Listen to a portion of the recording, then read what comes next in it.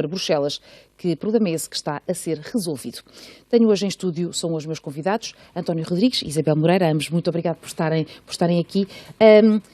De facto, isto é estranho, depois todos nós sabíamos que a resolução, depois da venda, a resolução e venda do Banif, que era preciso registá-lo em termos de contas públicas. Como é que se justifica que tão próximo do prazo ainda não esteja decidida a forma, tecnicamente, como é feita esta contabilização? Bem, em primeiro lugar, boa tarde. É um prazer estar aqui. Bom, ficou claro que a culpabilização do governo que foi feita, nomeadamente pelo PSD, é uma mentira, não é? E, nomeadamente, a notícia avançada pelo Expresso. E, portanto, tudo isto, basicamente, resulta de um debate que parece existir entre o INE e o Banco de Portugal relativamente às notificações e àquilo que se passou no que toca ao Banif. E de facto é estranho e é uma questão que merece a maior preocupação. Agora, fica claro que o efeito no déficit não tem, por um lado, a ver com isto, isso fica claríssimo, e, portanto, a notícia é desmentida e a acusação feita ao Governo fica claramente desmentida, nem tem a ver com uma outra acusação, que já agora tem sido feita, que é as chamadas medidas despesistas, que não são medidas despesistas, são devoluções de direitos que tinham de ser feitas por força das decisões do Tribunal Constitucional, porque essas medidas naturalmente só entram em vigor dia 1 de janeiro de 2016 e, portanto, não têm efeito até agora nenhum. António, nós estamos perante o risco, mesmo não contabilizando o efeito Banif, vamos partindo do princípio que esta estimativa inicial do INE estaria correta, estes 1,4% do PIB, nós estaríamos ainda assim em 2015 com um déficit de 3%. Parece-lhe que isso vai ser suficiente para que Bruxelas de facto nos retire do procedimento dos déficits excessivos?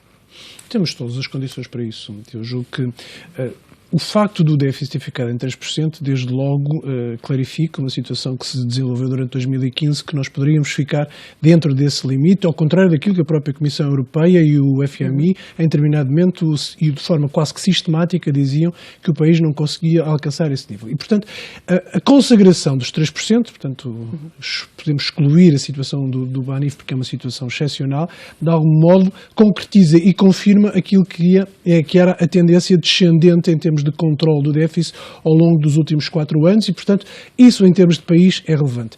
E isso tem que ser reconhecido e deve ser reconhecido por parte das instituições europeias, precisamente para que nós possamos sair da situação de déficit excessivo, de procedimento de déficit excessivo. Portanto, julgo que temos todas as condições para isso. Mas não é necessário que o déficit tivesse que ficar pelo menos em 2,9%?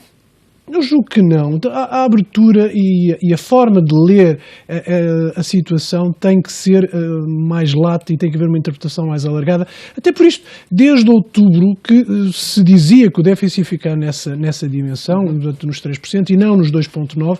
E, portanto, a Comissão Europeia faz todo o sentido que olhe para Portugal, precisamente porque a tendência é descendente e descendente de forma continuada, e de tal forma que, inclusive, é consagrada essa descida no orçamento para 2016. Portanto, há todo o sentido e todo o mecanismo que está criado para que possa, de uma vez por todas, Portugal sair do procedimento de déficit excessivo. Necessariamente que esta interpretação é sempre uma interpretação, mas é conveniente também para o conjunto da própria Europa, porque no conjunto de dificuldades económicas que a Europa tem sentido, nomeadamente nos últimos tempos, terá que haver aqui uma interpretação menos restritiva da leitura das regras, mesmo se considerasse que os 3% eram o limite mínimo para se estar de fora. Eu julgo que este é o limite máximo para se estar dentro e por isso estou convicto que temos condições para isso. Isabel, isto vai depender também daqui a alguma capacidade de argumentação do Executivo junto de Bruxelas para que permita que seja este limite, que este limite seja aceitável para sair do procedimento? Eu penso que é preciso fazer aqui uma correção. O limite que este Governo traça e ambiciona para o déficit não decorre de uma naturalidade do que aconteceu no Governo anterior. O Governo anterior prometeu sempre um déficit abaixo dos 3% e teve 4 anos consecutivos de falhanço. E este falhanço não se deve apenas a uma rota natural que um outro governo deve continuar, mas deve-se a uma política que está traçada no documento essencial de política do Estado, que é o Orçamento de Estado, que não é o mesmo este ano, e é normal que assim seja quando há alternativas políticas. E, portanto, o déficit que o governo do Partido Socialista traça tem a ver não com aquilo que foi deixado como herança de uma evolução natural, que não foi uma evolução natural, foi uma evolução sempre falhada do governo anterior, mas resulta de uma alternativa, de uma evolução, de uma visão do crescimento diferente, de uma visão estratégica para o país completamente diferente, e também seria estranho e também de uma atitude na própria Comissão Europeia mais pró-Portugal, que penso que não houve no governo anterior, e, portanto, seria um pouco estranho no primeiro orçamento de Estado que estivéssemos numa espécie de uma espécie de medo, de terror da Comissão Europeia, quando assistimos ao descalabro de todos os objetivos nos últimos 4 anos e as coisas foram acontecendo. Portanto, eu concordo que, evidentemente, há aqui uma situação a que este governo é completamente alheio e, evidentemente, que se tiver de ser feito algum ajustamento, claro que há condições para o fazer. Isso já há, de facto, ideias para o célebre plano B, se perceber que, de repente, a execução orçamental não está a correr bem? Quer dizer, há sempre, o plano é o orçamento de Estado, não é? Mas depois, claro, mas há tantos riscos acontecer neste momento, cada vez mais, e sobretudo agora, perante estes atentados, por exemplo, que é mais um risco ainda. Não há nenhum orçamento de Estado sem riscos, isso é evidente. Sim. Não há nenhum orçamento de Estado sem riscos, desde logo que vivemos numa economia global, há sempre como podemos ser assaltados por crises, pode viver neste fenómeno que estamos a viver na Europa, portanto, todos os orçamentos de Estado, independentemente da cor política dos governos, podem ser sujeitos a estratégias, mas, portanto, os orçamentos de Estado são o plano, não é o plano A com o plano B escondido, mas o próprio orçamento de Estado, enquanto instrumento de política, já contém em si, já contém em si, no plano macroeconómico que está por trás, a possibilidade de uma margem nas suas previsões de não correr exatamente como se espera e, portanto, não há propriamente um plano A e depois um plano B na gaveta imediatamente traçado. Não é? Sim, mas eu imagino que, tendo em conta a situação que este Executivo vive, não é, da necessidade de ter à esquerda o apoio parlamentar para passar medidas, é diferente da situação do governo anterior, que tinha uma maioria clara. E mesmo assim viam-se tantas diferenças entre os dois. É verdade. Que haja talvez mais dificuldades em encontrar medidas alternativas para corte de despesa ou para aumento de receita? Eu penso que não. Eu penso que até agora, exatamente o que se tem visto é a banalidade de um governo que tem apoio parlamentar, o que significa que os partidos que dão apoio parlamentar não devem perder a sua identidade. E, portanto, vejo com estranheza, por exemplo, quando se faz ataques ao facto dos partidos à esquerda do PS terem feito propostas de alteração ao Orçamento de Estado, seria muito estranho que perdessem a sua identidade e não o fizessem. É o que se passa na Europa com todos os governos que têm apoio parlamentar de outros partidos. E até agora o que se tem verificado é que essas propostas diferentes têm enriquecido, a democracia tem enriquecido o próprio governo do Partido Socialista. E o que se tem verificado até agora é que em cada momento que é preciso negociar com os partidos que são o nosso apoio parlamentar, tem-se visto, por parte do Governo e por parte de cada um desses partidos, um grande sentido de responsabilidade, de negociação e em cada ponto e em cada assunto conseguimos sempre encontrar um meio termo. E, portanto, eu penso que a melhor perspectiva que podemos ter relativamente a comportamentos futuros é o comportamento que tivemos no passado. E o comportamento que tivemos no passado mostra como é que vai ser o comportamento no futuro. António, nós também já vimos reações dos vários partidos relativamente a estes primeiros dados da execução orçamental e tivemos claramente uma culpabilização por parte do PCP relativamente ao governo anterior por se ter chegado a números, a estes valores. Infelizmente, Portugal tem sistematicamente, todos os anos, encontrado situações extraordinárias, às quais muitas vezes Bruxelas tem fechado os olhos, que fazem derrapar o déficit para valores impensáveis. Esperemos que o PCP, mais uma vez, não tenha que desdizer aquilo que disse, não tenha que querer dizer aquilo que estava a dizer. Mas não falemos dessas situações peculiares e voltemos à questão do déficit. Há duas questões prévias que eu gostava de colocar. Primeiro, o déficit de 2015 foi o déficit mais baixo dos últimos 8 anos. Portanto, houve aqui, de facto, uma descida significativa e sistemática, ao contrário daquilo que estava a ser dito. Desde 2008 que o déficit não descia. Sistematicamente subiu até 2011 e em 2011 foi descendo. Mas factos são factos. E, em primeiro lugar, em 2011, o déficit estava acima de 10%. E agora, já em 2014, estava nos 4% e agora fica nos 3%. Mas lembras-te do que prometeram? Factos são factos. E porquê, Isabel? É importante também que se diga porquê. por causa de decisões do Tribunal Constitucional, legítimas seguramente, mas que obrigaram a reposição de situações que necessariamente tiveram que ser alteradas, situações excepcionais que se verificaram à semelhança do que se verificou com o Fundo de Resolução relativamente ao déficit, tiveram seguramente, e não vamos entrar nessa discussão porque não é essa a pergunta. Não, mas a questão, não, mas a discussão não é essa. E as decisões do Tribunal Constitucional, a discussão não é essa. As decisões do Tribunal Constitucional precisamente ajudaram a melhoria dos vossos números. Não é verdade. Eu tenho todo o gosto de explicar isso em 30 segundos. Explico-lhe também assim. Em 2011 o déficit estava acima de 10%. E a partir daí... consumo. E, portanto, aquilo que vocês essa é a teoria socialista com a qual nós não concordamos nem aceitamos. A questão de fundo não é essa. Peço desculpa. Mas a discussão... provou-se completamente continuamos errada. A falar do talvez, das estimativas, da eventualidade. Nós não entramos nisto, falamos de factos. Nós estivemos em desaceleramento contínuo, estamos a falar de dados concretos. Peço desculpa, estamos a falar de dados concretos. E os dados concretos era que em 2009 o déficit subiu, em 2010 o déficit subiu, em 2011 o déficit estava acima dos 10% e daí de forma sistemática o déficit desceu 7%, 4% e agora 3%. Isto são factos, não é uma discussão, nem uma perspectiva, nem uma alternativa. É facto. Os senhores falharam todos os objetivos que traçaram, inclusivamente no por razões específicas que foram... malabarismo linguístico. Não é uma questão de malabarismo, são factos reais, comprovados. Aliás, a própria notícia o dizia e recordava. Portanto, o déficit não ter ficado ao nível do que estava expectável em termos de orçamento. Que vocês tinham traçado. Mas, em coerência dessa resposta, não é uma questão de malabarismo. Malabarismo é dizer, por exemplo, que no déficit do ano passado não foi atingido o valor que estava previsto, mas dizer que o orçamento para 2016 pode permitir uma margem alargada de alternativas, porque o orçamento é uma estimativa. Isso é que é malabarismo.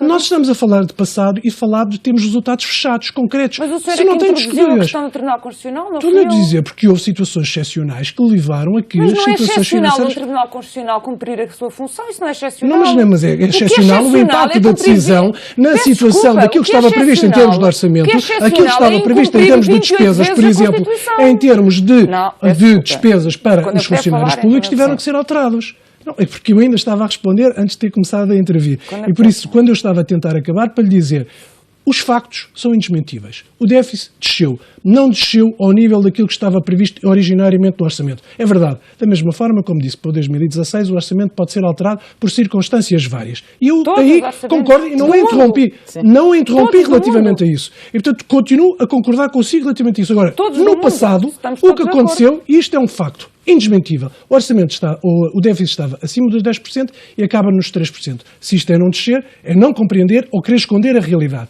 Desceu, não desceu o que estava previsto nem aquilo que queríamos. Houve situações excepcionais que motivaram a que isso tivéssemos chegado a esse ponto.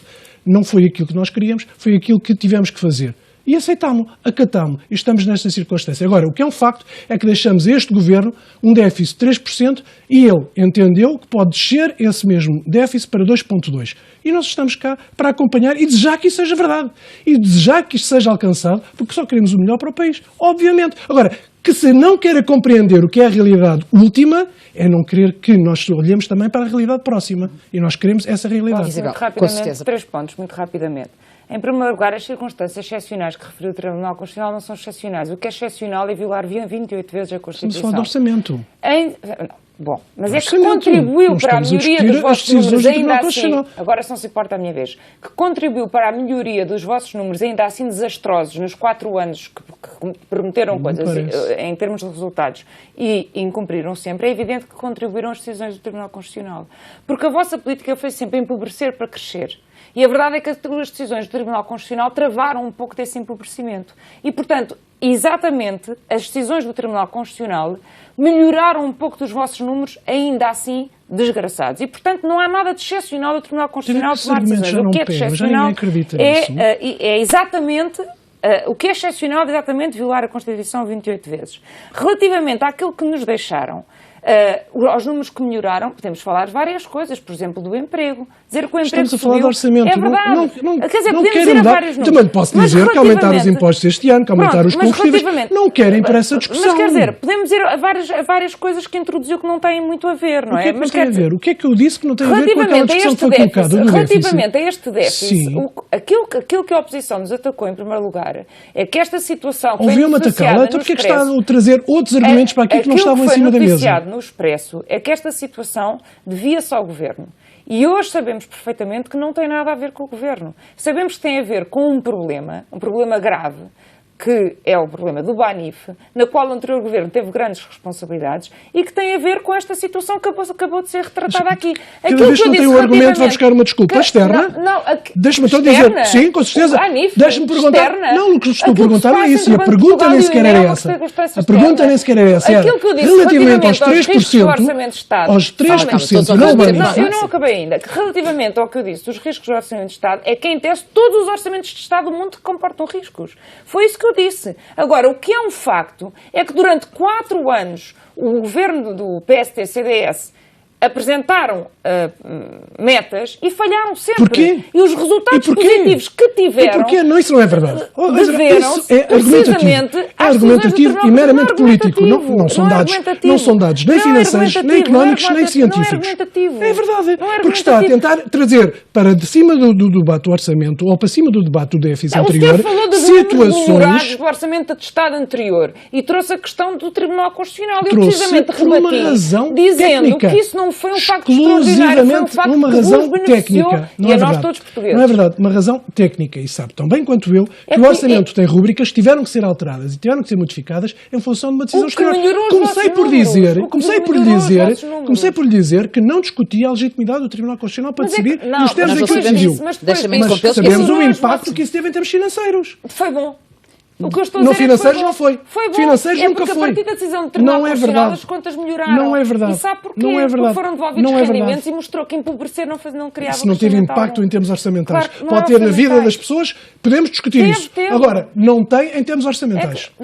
Resta saber, assim, porque nós nunca poderemos, em bom da verdade, saber exatamente que impacto é que teria tido se de facto o Tribunal Constitucional tivesse permitido que houvesse aquele corte de despesa, aquele corte na despesa pública pela via que se provou ser inconstitucional. E, portanto, a discussão peca aqui por este problema. Não peca, porque repara, uma vez que se traça como estratégia que cortar salários e empobrecer vai levar a que se cumpram determinados resultados que nunca foram cumpridos, a partir do momento em que o Tribunal Constitucional inverte para cumprir a Constituição essa lógica e quando inverte, precisamente os números melhoram, em vez de continuarem a piorar, melhoram, mostra que precisamente o não corta, a não estratégia do empobrecimento melhorou os números. Mas não mistura as coisas. Não está a misturar, com certeza, porque está a e fazer uma leitura relativamente à Constituição e uma coisa completamente diferente relativamente ao orçamento. No qual o PS, relativamente ao qual, nessa discussão, o PST desertou, portanto eu não sei qual é a posição do PST, a não ser aquela que tinha na manga em Bruxelas, a lógica do Orçamento de Estado do Partido Socialista, com o acordo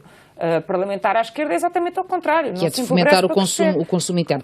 Isso coloca-me outra questão, que é, no que diz respeito à eventual necessidade de ajustar o orçamento. Pronto, como dizíamos, assim, há aqui muitas coisas que estão, internacionalmente falando, só a correr mal e que podem ter um impacto negativo na nossa execução e que possam exigir esse mesmo ajustamento. Será sempre pela via da receita que o Executivo vai tentar emendar e ajustar o orçamento? Eu não sei dizer em concreto, quer dizer, eu neste momento não tenho dados para dizer se é necessário alterar alguma coisa. Não é? Eu não tenho dados, confesso que não é também propriamente a minha área, saber exatamente o que é que... Sim, para já nós ainda estamos, em termos de discussão orçamental, estamos ainda a viver em duodécimos. Estamos a falar em termos absolutamente especulativos. E, portanto, eu não posso, sobre uma especulação, dizer se nessa especulação o Governo irá mais por esta via ou por esta via. Quer dizer, neste momento o que é preciso é transmitir confiança. E o que se vê relativamente a este Orçamento de Estado, dos estudos que já foram feitos, é que, por exemplo, relativamente à consistência e à sustentabilidade da dívida, se compararmos 2015 com 2016, essa sustentabilidade é muito maior agora do que em 2015. Se compararmos os estudos que já foram feitos, comparando 2016 com 2015 relativamente ao controle do déficit, os estudos mostram confiança muito maior em 2016 do que em 2015, nomeadamente aquele estudo conhecido da Deloitte com outras entidades. E, portanto, neste momento são os dados que temos presentes neste momento. E os dados que temos presentes neste momento são dados que devem levar-nos a incutir confiança aos portugueses e, portanto, não vou, neste momento, estar a elaborar sobre cenários altamente hipotéticos. Nós, tendo em conta agora estas contas que surgem a lume do custo do Banif, custo esse que parece, cada vez que se fala dele e se analisa, ser um bocadinho mais elevado do que estávamos inicialmente à espera. Quando olha para trás, acha que de facto foi fazer a resolução e capitalizar e vender o banco foi a melhor solução, ou por simplesmente deveria ter-se deixado cair o banco? É uma discussão que vai andar presente na sociedade portuguesa. Não tenho conhecimentos nem técnicos, nem perspectiva para poder dizer qual era a melhor solução. Era preciso conhecer, de facto, a realidade. Obviamente, qualquer uma das duas situações será discutível e defensável. Num caso, estaríamos a onerar diretamente o erário público, não estaríamos a onerar o contribuinte. Noutro caso, estaríamos a onerar as contas públicas, que no fundo é aquilo que aconteceu relativamente a 2015. É uma discussão que não vai parar, nem sequer é uma discussão ideológica, eu julgo que até é mais uma questão de perspectiva. Temos hoje em dia uma comissão de inquérito no Parlamento que há de tentar apurar as circunstâncias todas em que essa situação se realizou. É preferível que a Comissão possa analisar de uma forma pública, mais do que uma isenta, porque nunca ninguém é isento nesta situação, mas de uma forma pública esta situação.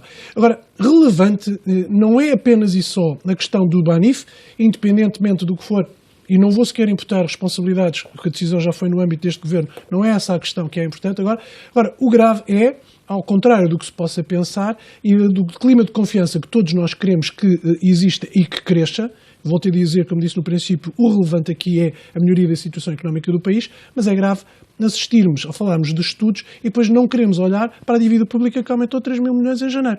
Isto é uma questão muito mais grave, porque esta é a situação que vai, eventualmente, onerar as contas públicas durante este ano. Mas aumentou em janeiro, isso que é necessário, é isso que é necessário tentar controlar e evitar que haja aqui alguma... Não tem a ver com a execução orçamental sequer. Por enquanto, nem sequer há uma execução orçamental ainda sequer. É isso, o que é grave é a dívida pública continuar a aumentar e não se atalhar a tempo relativamente a isso. Isto é mais um aviso, é mais uma situação, independentemente dos planos A ou dos planos B a vir, e há muita especulação também relativamente a esta matéria, o relevante nesta altura é conseguir-se atalhar nas situações que controlem a economia do país. E não se pode, nem se venha novamente falar nas questões da influência externa, porque essas sempre as há e sempre as haverá. Portanto, o importante é que o país esteja preparado, quem tem o poder de decisão decida relativamente àquilo que é relevante, neste caso, que é o controle das finanças públicas, e que isso não seja derrapável, de forma que, mais tarde ou mais cedo, qualquer governo que esteja tenha que vir a pagar por isso, porque, obviamente, no final, pagarão todos os contribuintes. Bom, ambos, o nosso tempo escoou-se. Eu agradeço a vossa participação e a vossa análise. O Enfoque fica por aqui. Fique connosco.